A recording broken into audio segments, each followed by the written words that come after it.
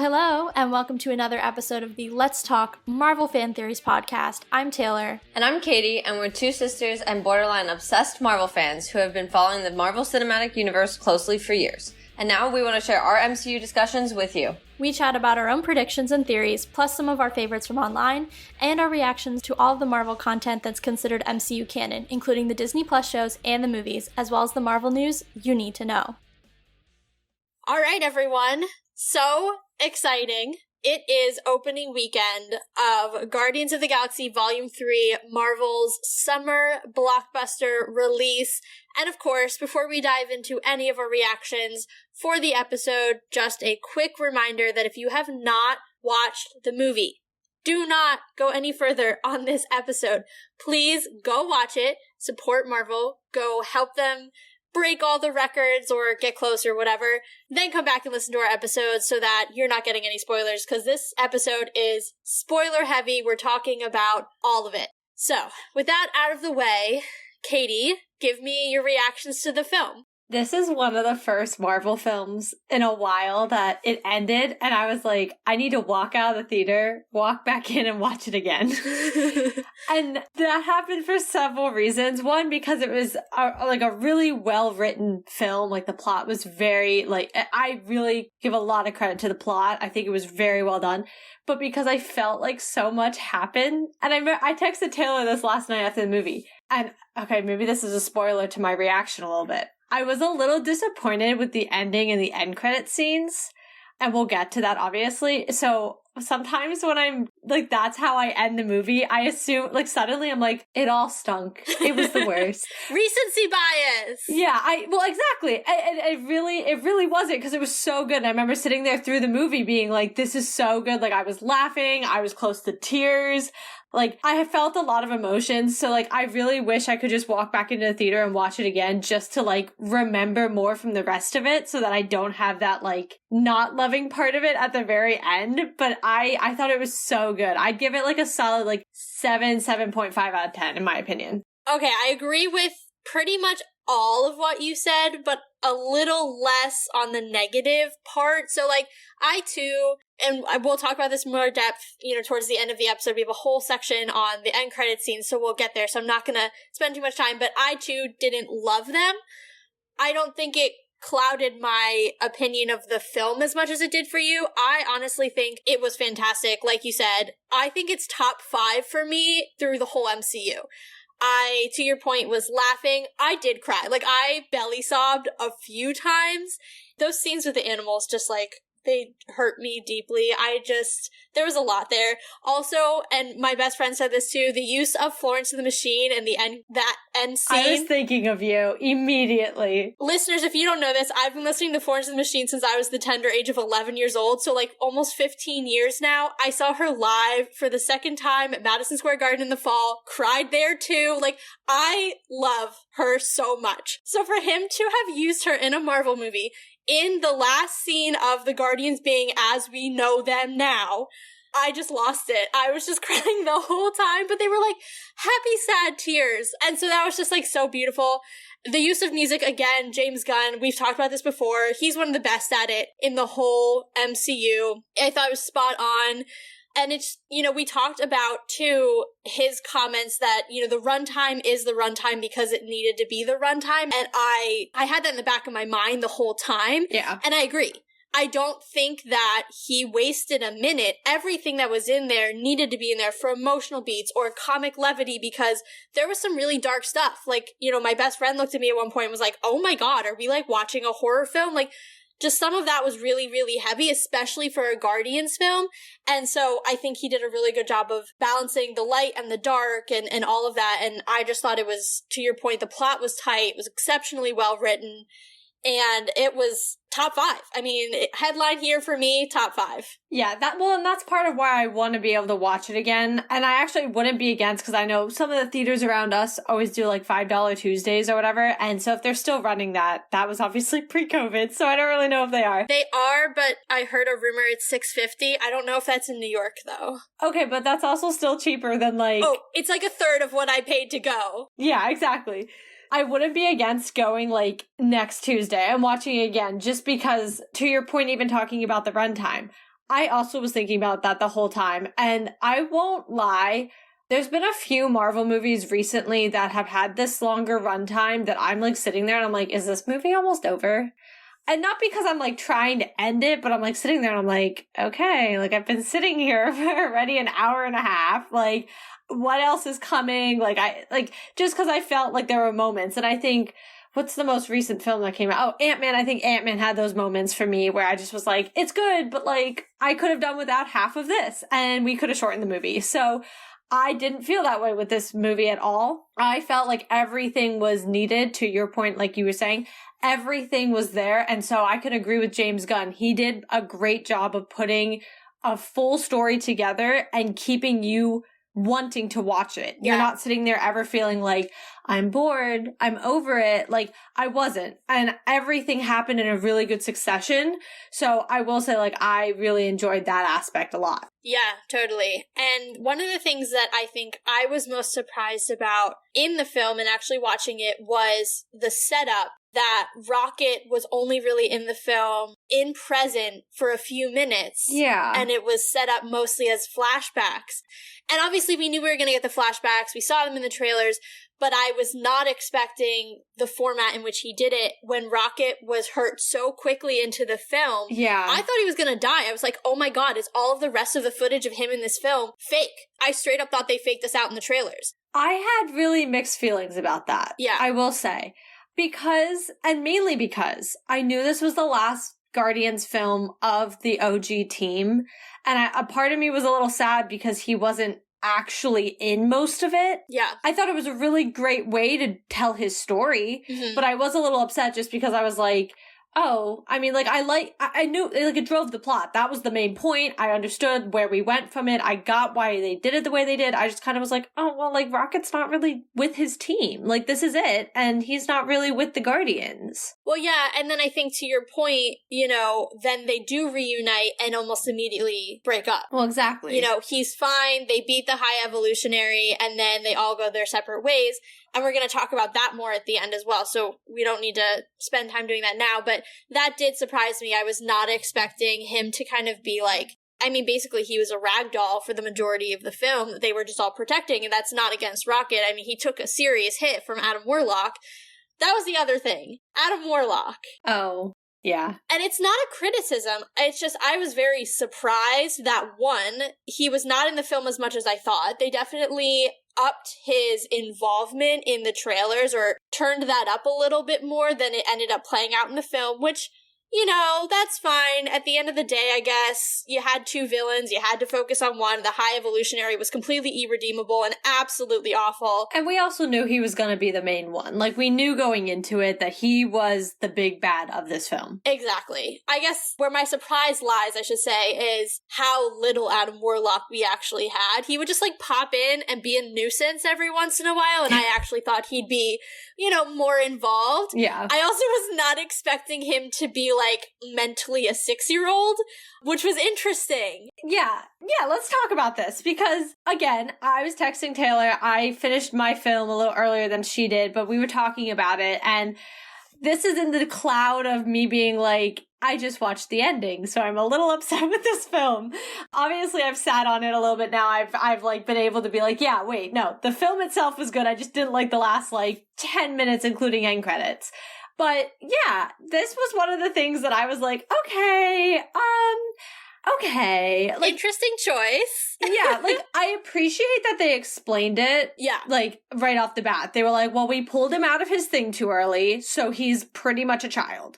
I appreciated an explanation because I think if they wouldn't have said that or waited too long to have mentioned it, I would have really hated his character just because I would have been like, what the heck? Yeah, well, it would have been, because we talked so much about how powerful Adam Warlock is, how strong he is in his morals, and for him to come out and be a child, like, obviously those aren't developed yet. So I was surprised, because I was thinking we were going to get, I'm sure you were too, like, a full Adam Warlock who had his principles, who had who he was fighting for, and, like, was very firm in that.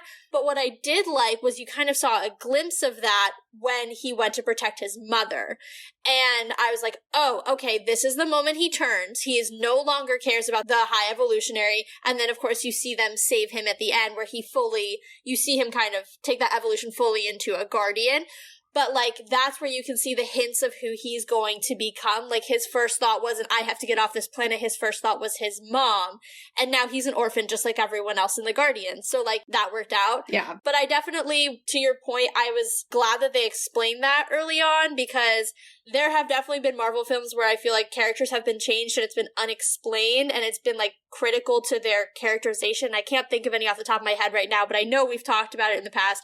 I mean, honestly, like, Thor. And actually, Thor's a great example, I think. And not in a bad way, but just, like, obviously we saw Thor was dealing with depression, but, like, you know, we see him behead Thanos and everything, and then his digression happens off screen. Yeah. So we see him fall apart, but we don't. Like, you know, and so the next thing we know, Thor's just like, well, I hate calling him Fat Thor, but that's what everyone calls him. He's not himself. We'll put it that way. Yeah. So I agree. And he's not the only one, to your point. I think there are other examples. I don't really know off the top of my head thinking about it. But I mean, if we want to just talk, and this is down to writing, Natasha's a good example too. She's like a different version every time we see her. Yeah, that's true. So. Yeah.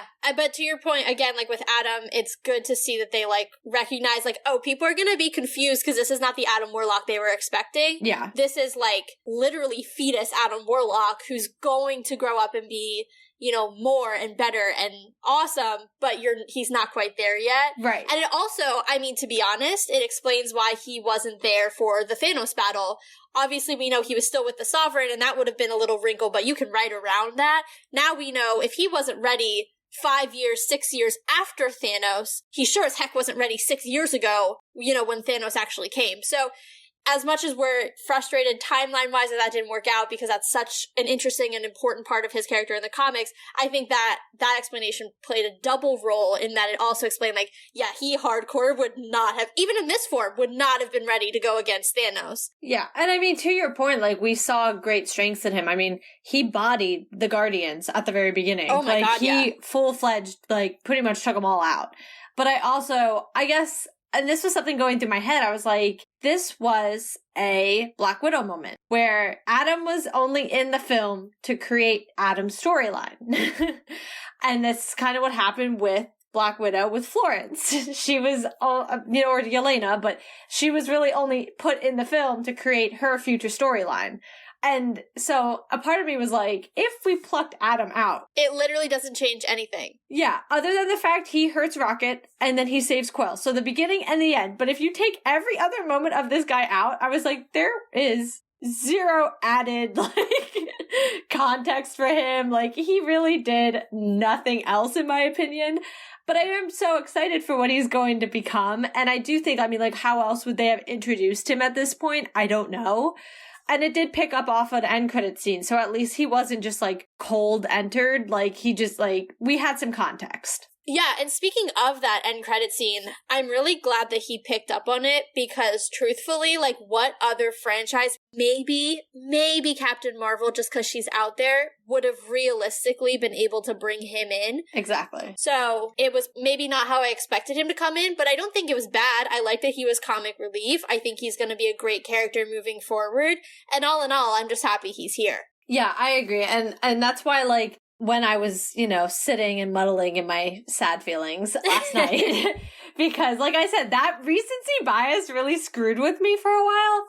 That was one of the things that kind of just kept coming to me where I was like, you know, did I really like Adam in this film? Like, I don't know. And I guess it was hard because to your point, this is a dangerous area of expectations. We were not expecting Will Poulter to be acting essentially like a 6-year-old. Yeah. I did not expect that on the screen. So, you know, it is what that is. I've, like, learned to be like, that's okay. I've grown past that feeling, and I think he's going to be really cool moving forward. I think we're going to see a lot of cool things from him. He just was kind of there in this film, but that's okay. That's okay. Yeah, it's just, to your point, setting up bigger and better things for him to come. We now have more of just our little taste than from the end credit scene, and now we're going to get a full, mature Adam Warlock moving forward. Needed to happen. I'm honestly okay with it. Yeah, I am too. All right, now it's time to get into probably the most important segment of the movie, which is really diving into Rocket and his background and all the things that we learned about him. Obviously, we knew he'd been tortured. That had not been hidden in any of the other films, hinted at in the first film, and now truly brought to light in all of its, I was going to say glory, but really it's gory in this film. It was horrifying, to be honest. It was really upsetting. Just the animals, the sweet baby animals with all of their, like, limbs cut off, and just, it was awful. It was just truly awful. And yeah, I don't really even know what else to say. Yeah, I have to say, this is one of the first, and MOM was like borderline horror, and I'm not really a horror girl, but this was one of the first films I actually was like not watching parts of, because I was like, I feel ill to watch this. Yeah. Like, even just like the animals and that whole thing, like even when they were like transforming them into like those weird, I was like, I can't watch this. The sounds of pain from the animals, that's what got me. I was like, oh my god. Well, exactly. Like, I was like, I can't physically sit here and watch this. There were a couple other points, like even when they ripped the High Evolutionary's face off, like the mask off, and I was like, oh, bleh, that's gross. Thank you. I don't need to see that. But especially like those torture moments of all these animals, I literally was like, I cannot watch this. It was very heartbreaking to see. And I'll tell you, while this is part of the story, I'm skipping forward, I guess, a little bit.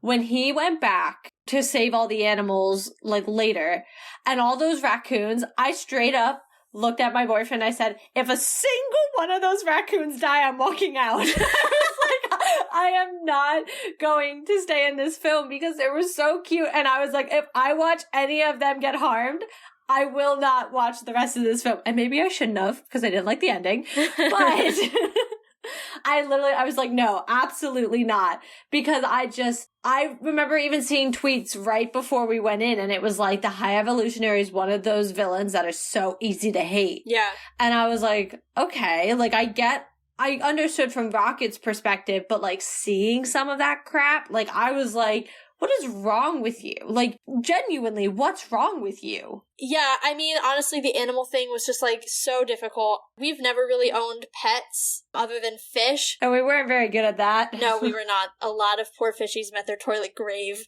But, you know, we're still, like, people who, like, have empathy and still enjoy animals. And I just was like, that sweet little bunny that was just so cute, Floor, I, like, couldn't handle it.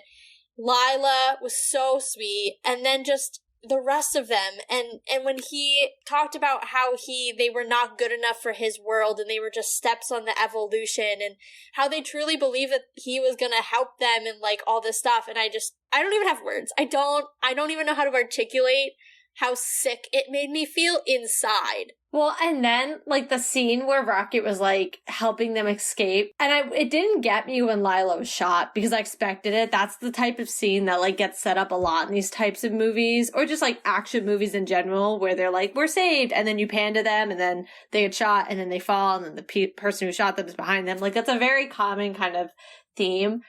But I remember thinking, it went through my head, when Rocket turns to shoot the guards or whatever they are when they come in, and I remember thinking, how did they miss Rocket? I was like, because like they shot first and then he shot them down after. And I was like, how weird. And then when he turned around and they had shot Floor, and I'm blanking. Teefs. Yeah. And when they had shot at both of them, I was like, oh my God. Like, I was like, what is wrong? Like, there was so much wrong with these people, like, mentally, to be able to do what they did in general, but like to sit there and have no thought of shooting and killing these animals that they've already tortured. I mean, maybe there's a part of it that's like, for the best, these poor animals have been tortured, like, and plucked apart. I think you're giving them way too much benefit of the doubt. No, I just mean like maybe for at least the animals, there's at least an aspect of like, you know, moving on and out of that terrible situation. No, I'm not defending those guards. But like, we knew Rocket's story was bad. It just, like, seeing it and being that bad, because like, I thought about the torture on him. I never thought about the other animals. Well, yeah, like the bigger storyline behind all of it. Well, and too, like, I just keep thinking about when he first comes into the cage and he talks about how much pain he's in. It's like so upsetting. Oh, we got some waterworks. Yeah. No, and it's so bad. And like I said, when you sit there and you're just staring at these little baby raccoons, I just was like, no. Like, I know where this is going and I refuse. And like, obviously we see the High Evolutionary is like the worst. Like, he literally blows up Counter Earth just because he's like, you're right, it's not perfect. Like, what? You just killed all those people? Like, I won't lie, that one shot, and I know I'm getting a little off of Rocket's story, but like, not really, because it's still almost really part of all of it. But that one shot where it's Gamora and she looks over at the family holding each other and then they just blow up. Oh my God. Like, what is the rating of this film? Because I was like, I feel like this is like, I don't even know what I feel like I just walked into, but like, holy crap. I don't think I've been that devastated since probably Infinity War and Endgame. Yeah. Like, I can't remember feeling that level of just, is this really happening? And have we met someone this truly and unfixably and unrelatably evil like Thanos? Like, that I have not felt that way since those films. And I even said to my best friend when the film started, it started with that really somber music. And suddenly... Oh, me too. I said, yep. I was back in 2018. I said to my best friend, I was like, I'm having flashbacks to Infinity War. I said because the same immediately thing. all I could think about, I was almost waiting for the Mayday from the Statesman. Mm-hmm. And I just was like, why am I having these flashbacks? And I think my body knew what I was in for before my brain did. No, I had the same reaction. I literally looked over and I was like, the last time it was this sad was Infinity War. When we all just started in silence. Yeah. And I was like, and then also when it was all the Guardians and it was just the Guardians. Oh, yeah. I was like, oh, people aren't walking out of this film. On the contrary, which we'll get to, everyone walked out of the film. Yeah. But yeah, the beginning was very reminiscent of Infinity War. I felt that as well. Yeah. So, long story short, Rocket's story is terrible. I think one of the most moving scenes for me in that storyline, obviously it's the overarching storyline of the film, but, you know, related specifically to that scene is when he's actually dying on the table and he sees Lila in that kind of between world. And they have that conversation. Guys, I wear my mask still in the theater, and I'm telling you right now, my mask was soaked through. I was crying so hard.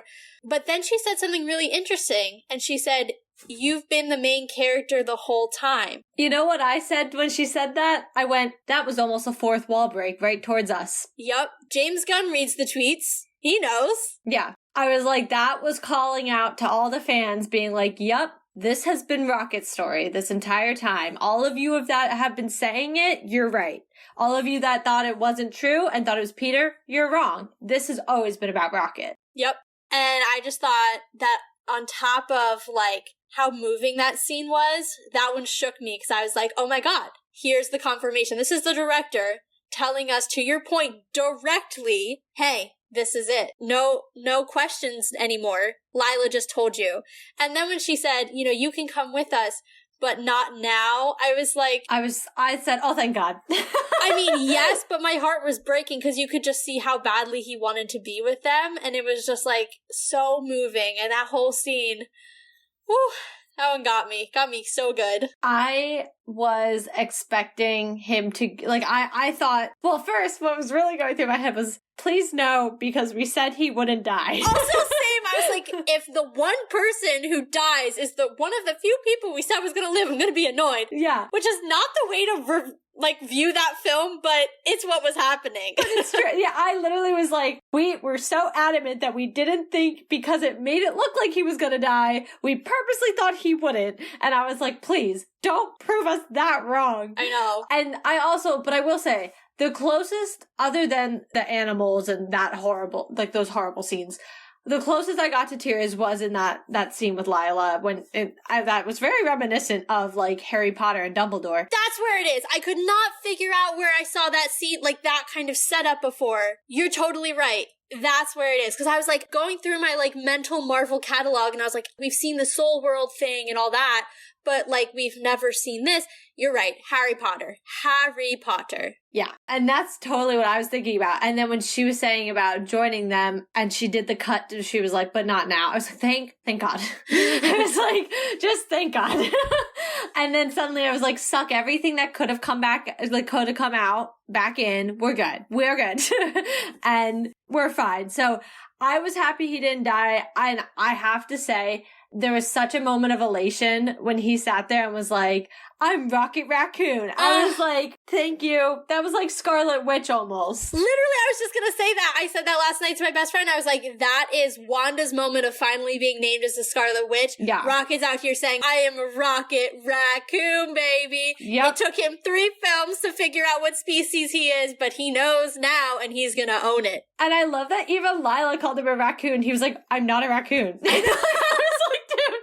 I was like, you are seeing your friend in an afterlife and she's telling you you're a raccoon and you're still like, no, I'm not. What do you say? Like, dude, what do you think you are? Like, what do you think you are is my question. I know. Cause he doesn't like Badger. What does Gamora Trash call him? Panda. Yeah, Trash Panda. But Gamora calls him, Gamora's the one who calls him Badger, right? I think so. But there's like, obviously we all know there's like a million different things he gets called throughout. So it's funny because he like identifies with 0 of them, but like most vehemently hates the one thing he truly is until he's like, oh wait, yeah, I'm a raccoon. Well, and doesn't Drax call him like rodent in the entire first movie? Well, I mean, technically isn't a raccoon a rodent? He's not off. I mean, yeah, but it's not usually the nicest thing to call them. Oh, it's not kind.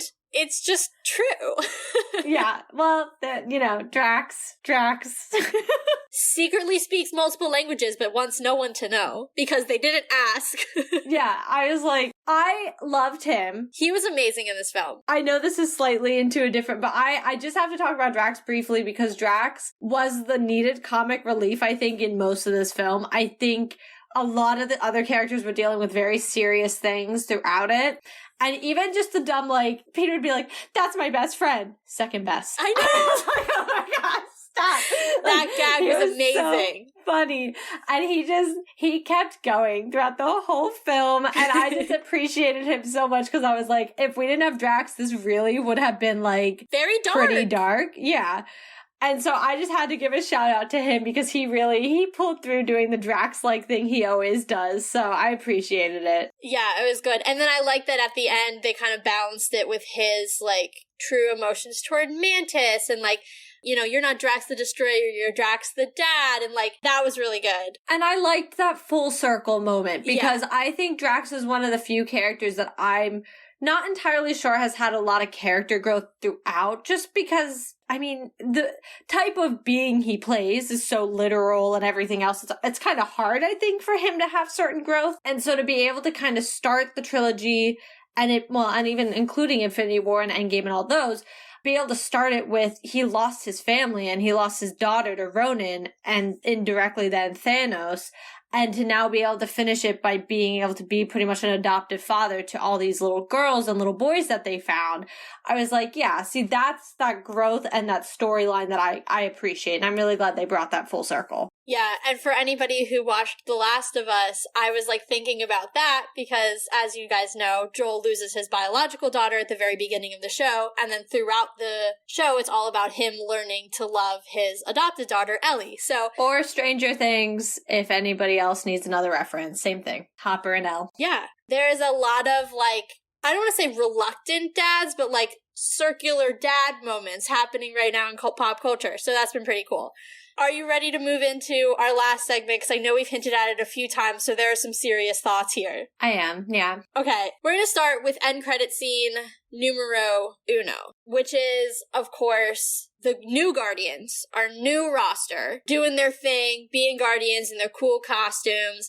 And just as a sneak preview, guys, we're going to do a whole episode on this new roster, some fun storylines we think that they might touch on. So we're not going to spend too much time on this, but I genuinely enjoyed this end credit scene. I thought it set up a new franchise with characters that we already like, are going to learn more about, and I'm excited for that. I thought it was really exciting, well done. I think it kind of tied into both of our theories, which was that we would see Adam Warlock either as a new Guardian or, as some sort of space force is the wrong word, but like tied into Captain Marvel. So that I think we were kind of expecting. I'm not disappointed by it. I was into it. Let's talk about the second one. Yeah. Because that's, I think, where the majority of the conversation is. And I know you and I were thinking some similar things last night, so I'll let you kick off and then I'll add in. Yeah, and I really quick to just add on the first one. I totally agree with everything Taylor said. I appreciated that one. That one was not the problem for me. It made sense. Tied in, but I'm gonna be blunt. I appreciated that it did what we usually think that the first end credit will do, and that's continue from this film and set something up for something future. I was cool with that. I hated the second one. And there's a couple reasons. For one, I'm all for the, funny or, they don't necessarily set something up ones if they're done well.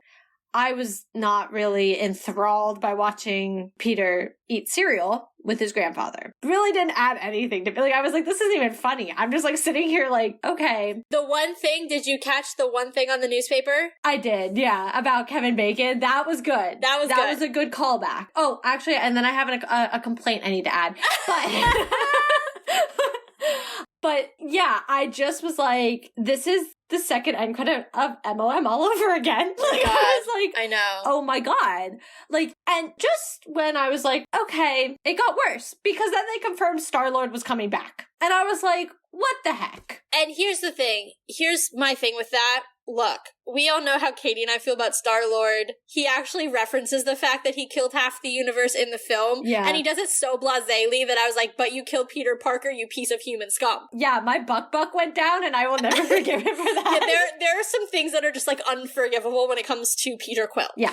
But, out of all of the characters that are still alive, he was the only one confirmed to come back. Now, I think that is exclusive to him coming back. I think we're gonna see the other Guardians. It'll be interesting when it's not James Gunn, but whatever, we're gonna see it. But out of all of them, they confirmed him. And I texted Katie after and I said, you know what this means, right? He is plumb for an Avengers roster because now he's an Earth-based hero.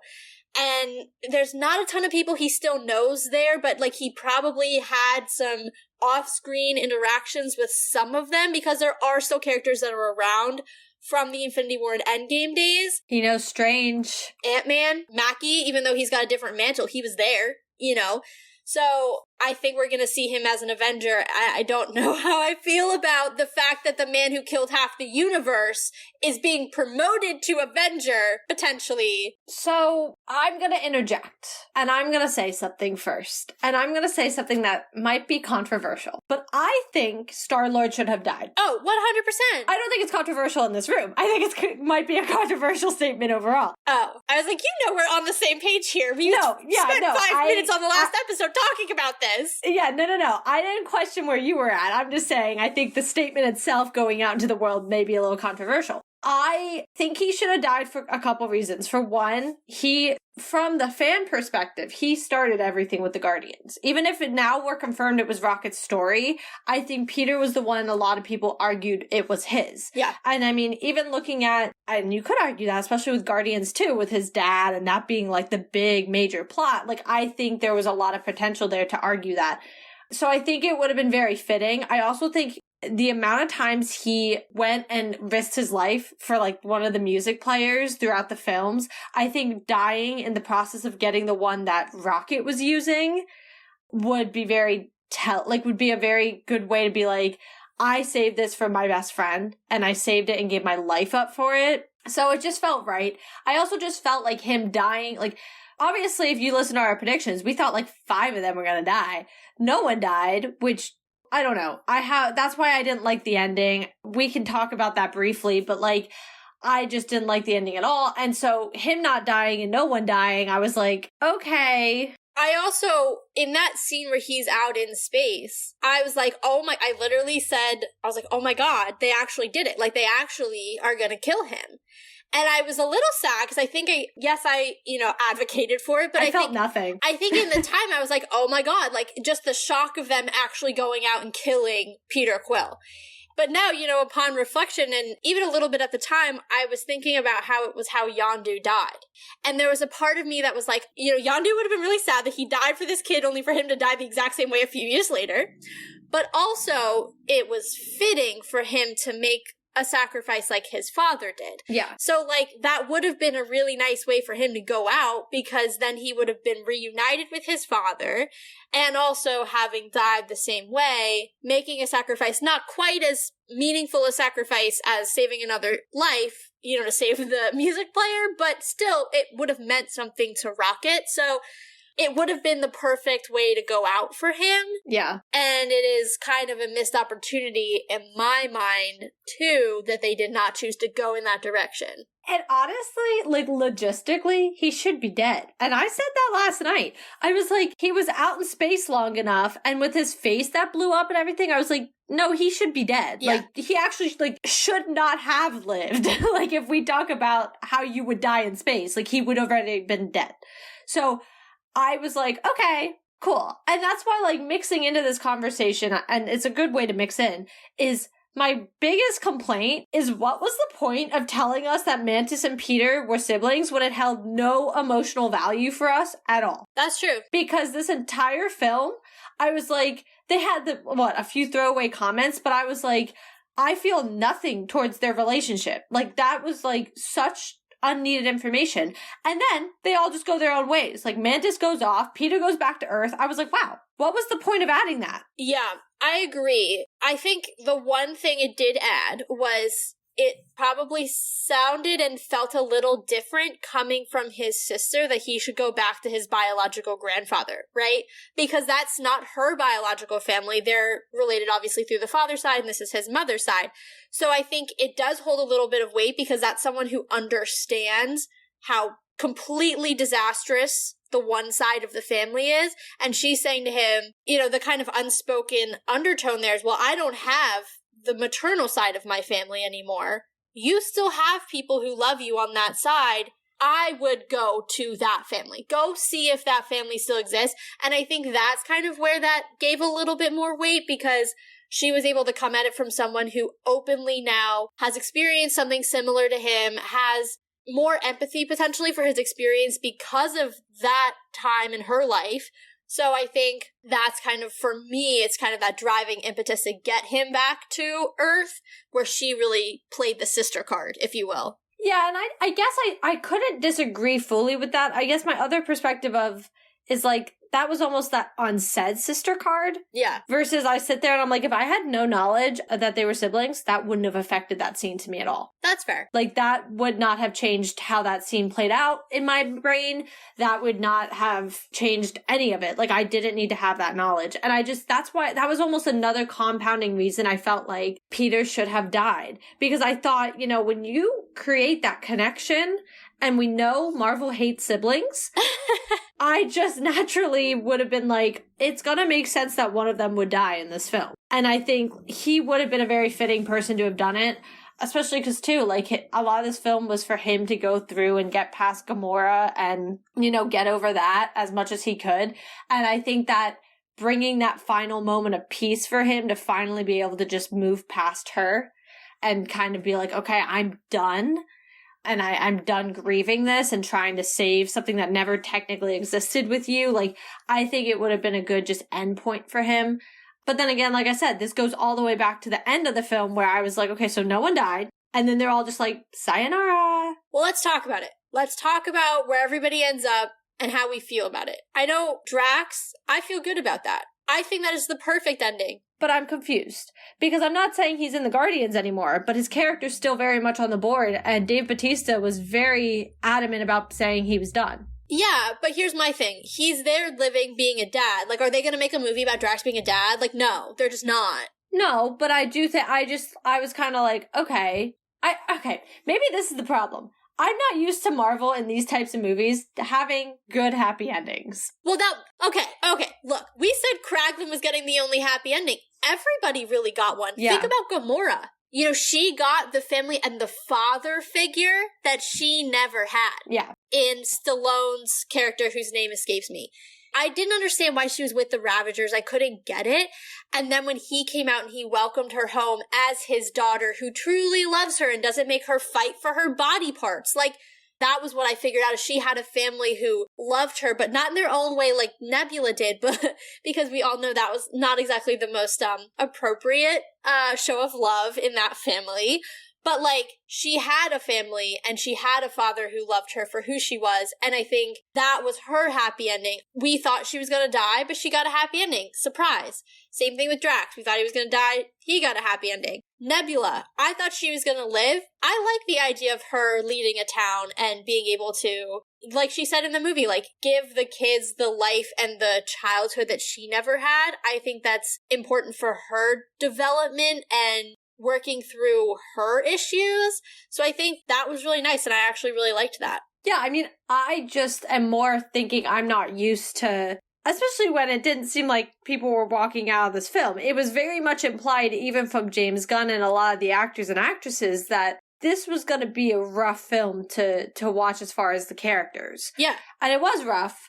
But, like, they made, and I don't think I'm the only one on the internet that kind of felt like it was implied we were losing people. I mean, there were people from the first trailer who were like, Rocket's gone. Yeah. So I think I didn't expect that. And then they go through this whole harrowing thing and then they break up. And that just felt really weird to me. It felt very unnatural to me because they were like, guess we'll all go. I mean, Gamora, that made sense. Like, I did not really expect her to stay.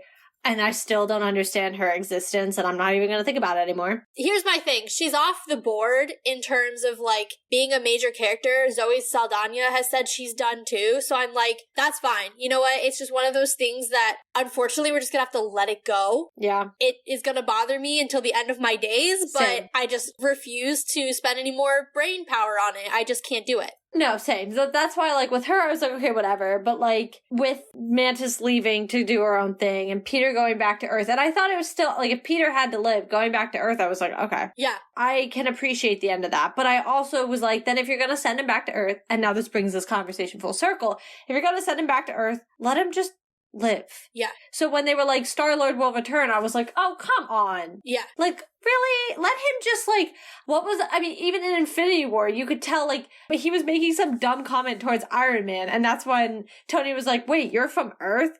And he was like, of course I'm from Earth. And they, like, he had some dumb comment because he was 8 years old when he left Earth. Like, he does not know Earth. That would have been a good end credit scene, watching him, like, not understand things. Yeah. It's been years. There are a lot of things you know he does not understand. I mean, look at him trying to drive. Oh my god, that was so funny. That would have been a really good scene for me. Really quick, and then we'll get back into the end thing. Marvel's first F-bomb. Yeah, I thought I'd be more shocked. I really wasn't. Well, I knew it was coming. Well, that too. That was probably why. You know, if you saw any of the teasers, it was kind of implied that it would be that scene. I thought it was hilarious. Also, the fact that it was Chris Pratt that dropped it just, like, made a lot of sense. And I was like, yup. It needed to be. Yeah. But yeah, no, I don't know. I think that could have been a good end credit scene. Just watching him struggle with, like, even an iPhone. Like, he's used to all this space tech, and now he's sitting here with, like, an iPhone. Like, I would love to have seen something like that.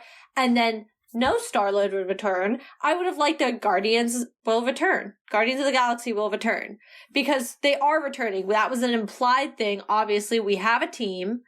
And that would have been my ideal ending, personally. If the end credit scene had to be what it was, make it funny, make it him not understanding Earth, like, and don't bring him back. Let him just retire out on Earth with his grandpa. Yeah, no, I like that. I think it would have been better to just let him kind of have his happy ending, because now you know he's not necessarily that his ending's not going to be happy, but that he's not done. We're not done with his story, so you can't say definitively what it's going to be. Exactly. So, yeah, I agree. I was not thrilled that he was going to be back.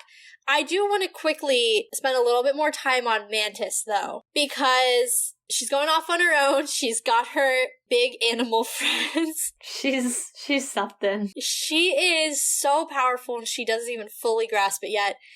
And I am excited because I think we're going to get Mantis back. I don't think that's an accident. I don't think this is her happy ending. I think there's a lot to talk about with her still. And I'm excited because I'm wondering, like, are we going to get some Celestial Madonna storyline further down the road? Or so she's, like, involved in other stuff, too, and I'm, like, totally blanking on it because that's, like, the big one that I'm thinking about right now. Or but, like, even just with Kang, because Kang is the running storyline right now. Yeah, and, like, that whole Celestial Madonna thing is a Kang storyline. So It's, like, she has some real story power, I guess, outside of even the Guardians.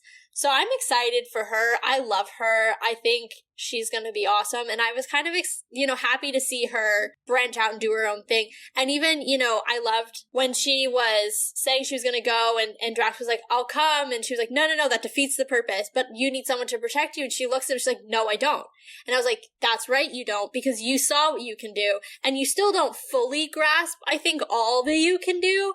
But she's starting to get to a place where she's like, I don't actually need someone to protect me. Like, I got this and I'll be fine. But I also love that it showed their relationship. And, like, even though it started as this, like, weird thing where he just was insulting her constantly and, like, still does and, like, still tricks her into stuff. Like, that whole scene with the motorbike where she was like, we're just driving back to the ship, right? And he's, like, giggling to himself. I know. She's like, the ship that's right there? And he was like, yeah. And then when you see her walk around him to get on the bike, you see him just kind of smiling. Like, I loved their, like, pairing. And so it was nice to see, though, the emotion behind it. Like, when he's crying, when she, like, turns off, I was like, so there is love there, and you know that, but for them to have that kind of send-off to one another, it really showed that. So even though I'm sad that we're not going to get to see those two in action together anymore, I am excited for future Mantis storylines because she's awesome, and I think she has a lot of potential to be in some really interesting stuff. I agree, and I think that's that's looking on the upside of keeping some of these characters on the board, is some of them have they all have a lot more storylines outside of just what we've seen in the MCU. So that's the only thing, and I think that's the consultation I'm giving myself, is I'm like, it's okay, because there's more to come with a lot of them, and I think it'll be really interesting to see them. The last thing I want to talk about briefly, because you talked about branching, was my guy Groot. Because, oh my god. First off, and I just have to talk about it briefly because I've always loved Groot. Groot is my fave. I'm, like, surrounded by, like, several Groots right now, because I have little, like, dudes and dolls or whatever they are, like. And a planter. Although that is now downstairs. My little Groot buddy is downstairs, but he's a little planter. I have such love for Groot. I love that he's been different in every film. I think that's, like, that's its own thing. But this was the first movie, and I think arguably you could say the first Guardians too, but I really feel it with this one, where you sat there and you're like, Groot is, like, really helpful. Yeah. And, like, there were moments in the first Guardians that, don't get me wrong, he was, but, like, you can tell this Groot is a lot more intelligent, I think, than the first, like, his father was. Yeah. Because, I mean, even with the whole, like, I'm thinking distinctively in the first Guardians, when Rocket's like, here are the steps to breaking out of prison. The last thing we need to get is this. And you see Groot in the background getting the thing that they shouldn't get. Like, I think of things like that, where he was just, like, a big kind of dummy, but he was strong and he had a lot of power to him. Now I think we have the power and we have the much more, like, I feel like he's a lot smarter. Yeah. And a lot more aware of things. And so, like, I was like, holy crap, like, look at Groot. Like, he is, like, I didn't have words. When he does a thing with Peter where he, like, pulls out all the guns and they do that circular shot of the two of them that was in the trailers too. So good. And then the fact that he uses Groot as, like, a paraglider, I was like, where did they come up with this? But that's what I mean. Like, this was so cool. And I just was like, wow, like, I'm watching this and I was like, this is awesome. Like, Groot's character development, ironically, because he's a tree, but, like, his character development is, like, insane in this film. Like, what he has become compared to who his father was in the first film, and, like, even the cute little baby we saw in the second one, and the teenager in Infinity War. Like, we got so many different versions of him, But like this version, I was like, yes, Groot, yes. And then then we see a really scary looking version of him at the very end in the end credit. And I was like, oh my God, what the heck?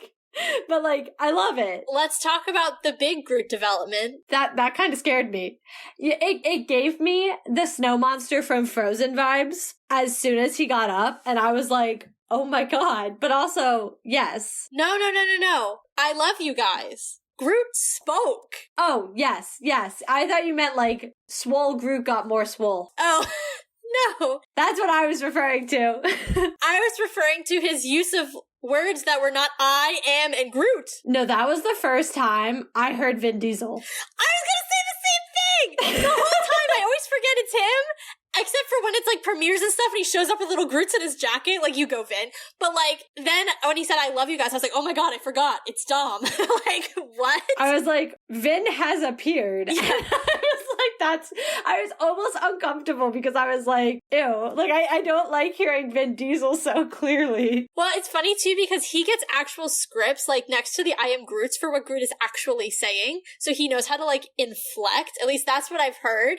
And so it must have been so weird for him to have just been saying I am Groot for 10 years, and then he finally gets to say, I love you guys. I know. Oh, he got one. He got We Are Groot at one point. Oh, yes, in the first film. Yeah, but I appreciated that. I appreciated Groot. I thought it was a really good ending, and I'm excited to see him again. Yeah. Because Groot is so freaking awesome, and this version of him is so cool, so I'm really I'm a big fan. I can't wait to see him. Yeah, me too.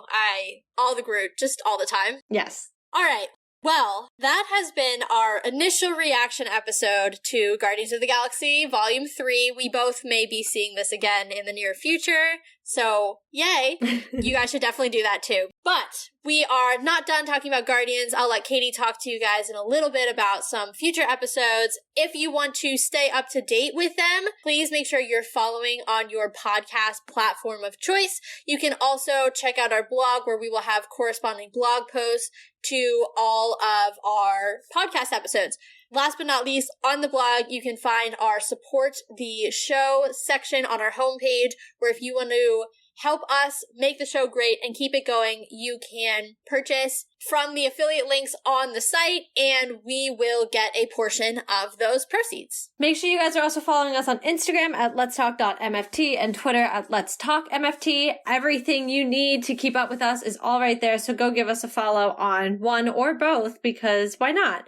And to Taylor's point, coming up, we are going to do a breakdown of the new Guardians roster. So that will be our next episode. Keep a good eye out for that because, I don't know about you guys, but I don't know who that little girl is. So I'm excited to learn.